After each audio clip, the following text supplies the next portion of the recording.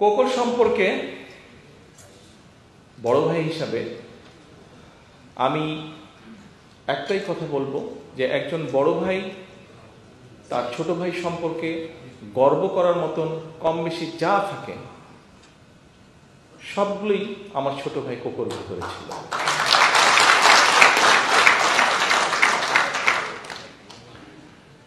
Cocoa একজন sportsman ছিল, একজন প্লেয়ার ছিল, একজন ক্রীড়াবিদ ছিল।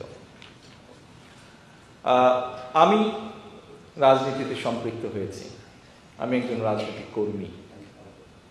কোকো ওর অবস্থান থেকে চেষ্টা করেছে বাংলাদেশের ক্রীড়া ব্যবস্থার জন্য যতটুকু অবদান রাখা সম্ভব সেটি করার চেষ্টা করেছে।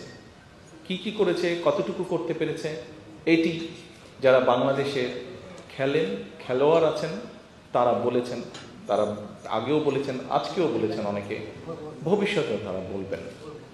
এবং যতটুকু বলেছেন আমি তাদের সকলের কাছে কৃতজ্ঞ। ততটুকু থেকে একটি জিনিস প্রমাণিত হয়, কিছু হলেও ভালো কিছু কোকো করেছে বাংলাদেশের ক্রীড়া অঙ্গনে। সেজন্য বড় ভাই হিসাবে আমি অত্যন্ত গর্ববোধ করি।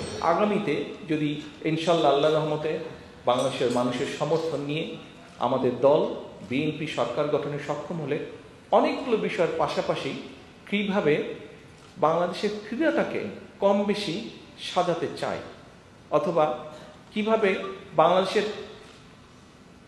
আগামী ভবিষ্যৎ প্রজন্ম যারা, তাদের ভিতর থেকে খেলোয়াড় বের করে নিয়ে আসতে চাই, বিভিন্ন ডিফারেন্ট স্পোর্টসের খেলোয়াড়কে বের করে নিয়ে আসতে চাই, এটা সম্পর্কে খুব সংক্ষেপে আপনাদের সামনে তুলে ধরতে চাই। কয়েক বছর আগে বাংলাদেশে একটি অনুষ্ঠান হতো, খুব সম্ভবত একটি টিভি চ্যানেল এটি অনুষ্ঠানটি চালু করেছিল, তোমাকেই খুঁজছে বাংলাদেশ, একটা অনুষ্ঠান হতো টিভিতে। সেই অনুষ্ঠানে বিভিন্ন কালচারাল বিষয় আমাদের ভবিষ্যতে যারা নতুন প্রজন্ম, যারা ভবিষ্যৎ, তাদের ভিতর থেকে বের করে নিয়ে আসা হতো। কেউ হয়তো ভালো মিউজিশিয়ান, কেউ হয়তো ভালো গান গাইতে পারে, কেউ হয়তো ভালো কবিতা আবৃত্তি করতে পারে, এরকম কালচারাল লাইনে যারা ভালো আছে এরকম খুঁজে ট্যালেন্ট খুঁজে নিয়ে আসা হতো। তা আমি আমিনুলের সাথে কয়েক বছর আগেও আলাপ করেছিলাম, গতকালকে আলাপ করছেন যে আমরা স্কুল থেকে, বিশেষ করে যদি আমাদের ভবিষ্যৎকে, আমি স্কুল কলেজ বলেছিলাম, আমিনুল আমাকে বলে যে ভাই আমরা স্কুলের মধ্যে থাকতে হবে, কারণ কলেজ হলে তারপরে করা যাবে, কিন্তু তারপরে কলেজ হলে একটা বয়সের একটা পর্যায়ে চলে যায়। কিন্তু আমরা যদি স্কুল থেকে ট্যালেন্ট হান্ট করি, যারা স্পোর্টসম্যান, কেউ হয়তো ফুটবলে ভালো, কেউ হয়তো টেনিসে ভালো, কেউ হয়তো ক্রিকেটে ভালো, কেউ হয়তো ভলিবলে ভালো, কেউ হয়তো বাস্কেটবলে ভালো, এভাবে আমরা স্কুলগুলো থেকে বের করে নিয়ে আসবো প্লেয়ারদেরকে। কীভাবে কি বের করে নিয়ে আসবো, কীভাবে এদেরকে বের করবো, এটা আরও লম্বা বিষয়, অনেক প্ল্যানিংয়ের বিষয় আছে, কিন্তু সেটা আমরা করব। আমাকেও বললো যে ভাইয়া এই মুহূর্তে বাংলাদেশে 5টা বলেছিলাম বিকেএসপি, 5টা বিভাগে আমাদের আছে, আমরা যদি চারটা বিভাগে আছে আমাদের, আমরা সবগুলো বিভাগে একটা করে বিকেএসপি করতে চাই। তা আমি আমিনুলকে বললাম যে আমিনুল, সবগুলো বিভাগে যদি বিকেএসপি করতে হয় আমাদের অনেক রিসোর্স লাগবে, এই মুহূর্তে হয়তো এত রিসোর্স না, তোমার যে 4টা আছে আমরা যদি সুযোগ পাই এই 4টাকে আমাদের ফাংশনাল করতে হবে আগে, এই 4টাকে আমাদের ফাংশনাল করতে হবে। আমরা যদি এই 4টার মাধ্যমে যদি আমরা ট্যালেন্ট হান্ট করে নিয়ে আসতে পারি, ভালো খেলোয়াড় তৈরি করে নিয়ে আসতে পারি, তখন আমরা দেশের মানুষকে বলতে পারবো। আমরা যদি প্রেজেন্ট করতে পারি ভালো ভালো বিভিন্ন ডিফারেন্ট স্পোর্টসের ভালো ভালো ইয়েতে আমরা যদি খেলোয়াড় বের করে আনতে পারি, তখন আমরা জাতির সামনে উপস্থাপন করতে পারবো আরও কেন বিকেএসপি আমাদের দরকার। আমরা বাংলাদেশের শিক্ষাটাকে, বিশেষ করে প্রাইমারি এবং সেকেন্ডারি স্কুলে যে শিক্ষাটা, এটাকে আমরা একটু ভিন্নভাবে সাজিয়ে তুলতে চাই। সেটি কি?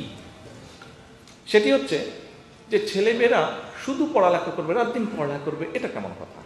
খেলতেও তো হবে। কারণ খুব সিম্পল ব্যাপার, একটি মেডিকেল, আমি ডাক্তার না, আমার স্ত্রী ডাক্তার, তবে একটা সিম্পল ব্যাপার আছে, আপনি যখন ফিজিক্যালি নড়াচড়া করবেন খুব স্বাভাবিকভাবেই আপনার বডিতে রক্ত চলাচল বাড়বে, এবং রক্ত চলাচল যত বাড়বে স্বাভাবিকভাবে আপনার ব্রেনে অক্সিজেন তত বেশি যাবে, অক্সিজেন যত বেশি মাথায় যাবে তত চিন্তা শক্তি বাড়বে। সেই জন্য খুব স্বাভাবিকভাবেই যেই ছেলেটা খেলাধুলা করবে তাকে যদি পড়ালেখারও ভালো সুযোগ করে দেওয়া যায়, তার কিন্তু পড়ালেখাটাও ভালো হবে। কাজেই পড়ালেখায় ভালো করতে হলে অবশ্যই খেলাধুলা করতে হবে, অবশ্যই খেলাধুলা করতে হবে।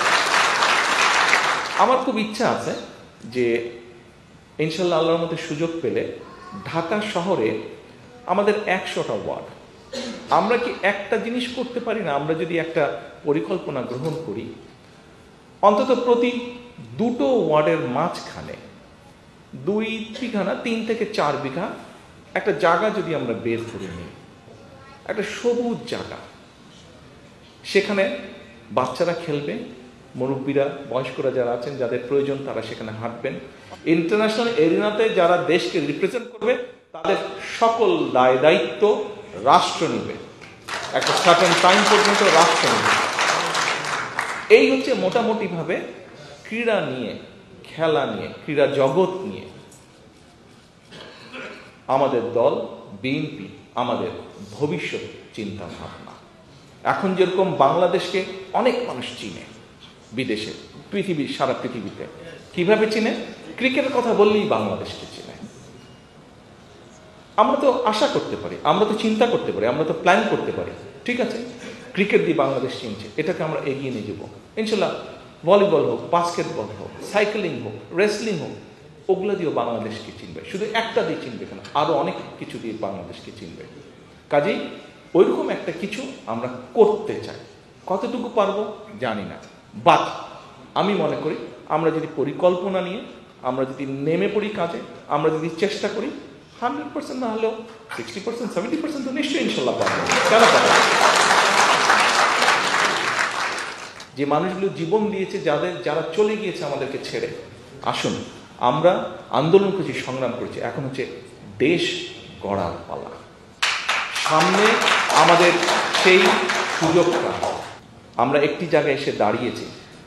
সামনের সময়টি হচ্ছে সকলে মিলে কাঁধে কাঁধ রেখে দেশটাকে গড়তে হবে। আমাদের মধ্যে বিভিন্ন বিষয়ে মত পার্থক্য থাকতেই পারে, থাকাটাই স্বাভাবিক, গণতন্ত্রে সেটাই স্বাভাবিক। কিন্তু দেশের ক্রীড়াঙ্গনকে আন্তর্জাতিক স্থানে নিয়ে যাওয়া, দেশের মানুষকে নিরাপত্তা দেওয়া, দেশের বেকারদের কর্মসংস্থান করা, দেশে আইনের শাসন প্রতিষ্ঠা করা, এরকম যে বিষয়গুলো, এটাতে নিশ্চয়ই কারো দ্বিমত থাকবে না। কাজেই এই কাজগুলোকে, এরকম আরো কাজ আছে, দেশের মানুষের স্বাস্থ্যের সকলের জন্য মিনিমাম একটা স্বাস্থ্যের ব্যবস্থা করা, এটাতে কারো দ্বিমত থাকবে না। কাজেই আসুন এইগুলো যাতে আমরা সকলে মিলে, সকল রাজনৈতিক দল একসাথে মিলে আমরা কাঁধে কাঁধ মিলিয়ে কাজ করতে পারি, দেশটাকে গড়তে পারি, দেশটাকে সুন্দরভাবে সামনে এগিয়ে নিয়ে যেতে পারি। আজকের আরাফাত রহমান কোকো মেমোরিয়াল ট্রাস্টে এই হোক আমাদের প্রত্যাশা, এই হোক আমাদের